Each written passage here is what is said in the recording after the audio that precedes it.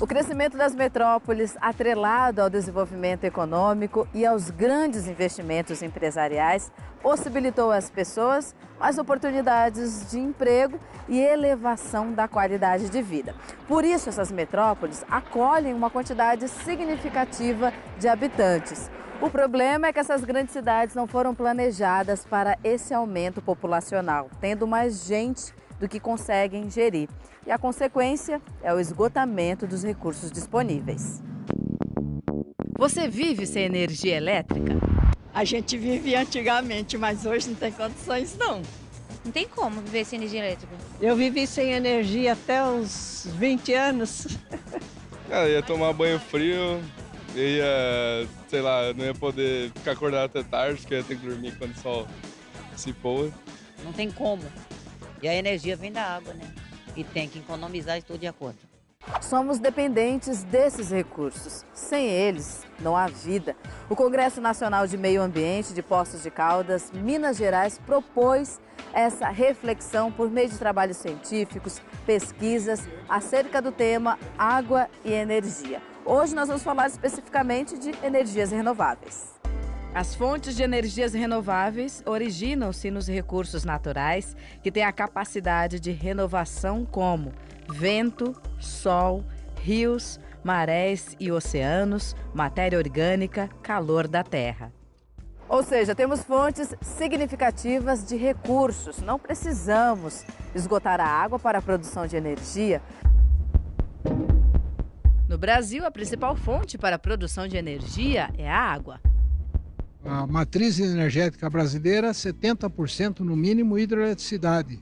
Hidroeletricidade, a falta de água causa falta de energia. Então tem uma relação muito próxima.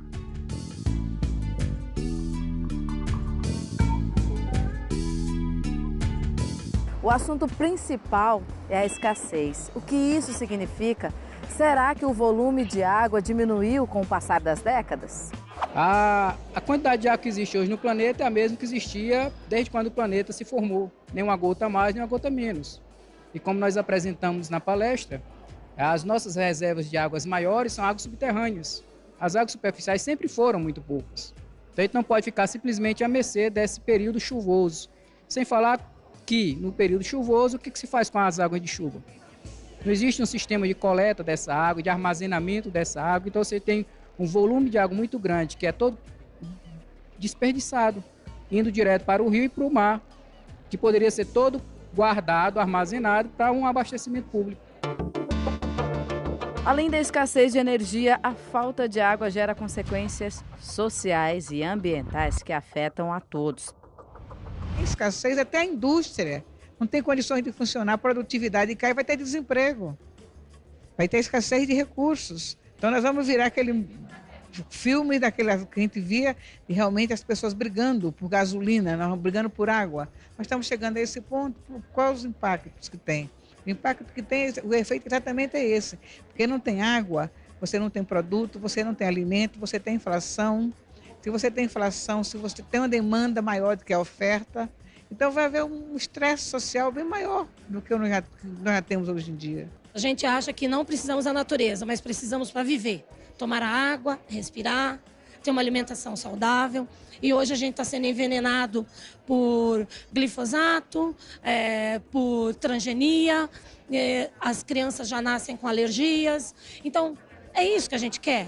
É essa humanidade que a gente quer? Qual o valor que tem a vida para você? Para mim é incalculável. Porque a vida não tem nada melhor do que a vida. O mesmo cuidado que devemos ter com a nossa vida, com a vida das pessoas que amamos, devemos ter para com a preservação e a qualidade desse recurso indispensável à nossa sobrevivência.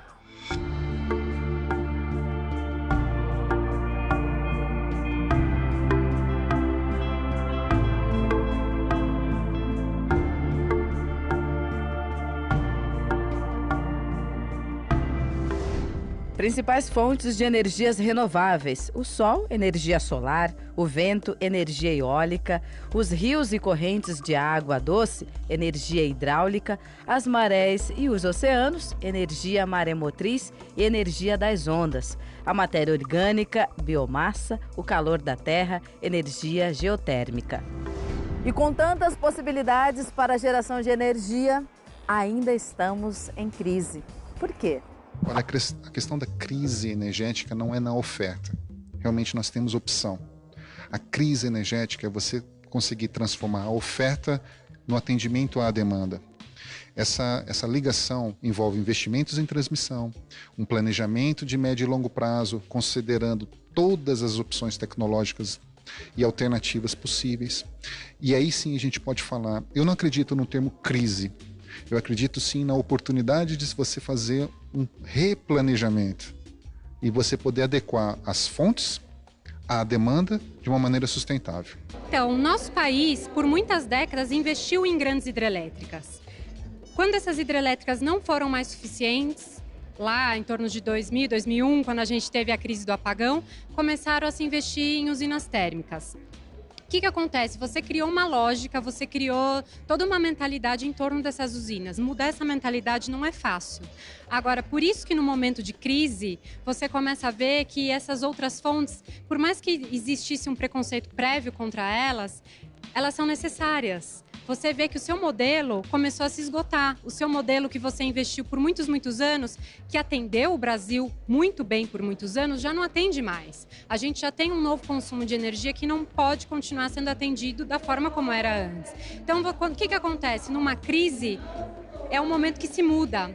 É um momento que se muda o pensamento, que se muda a lógica do sistema.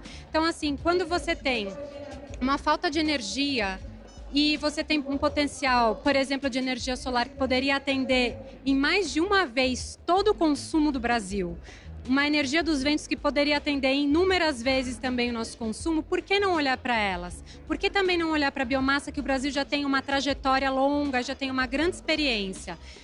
Não se olhou, mas agora precisa se olhar. Se a gente não olhar, vai ficar sem energia. E o que aconteceu? Essas energias já estão mais baratas, então a gente precisa delas e elas chegaram mais baratas.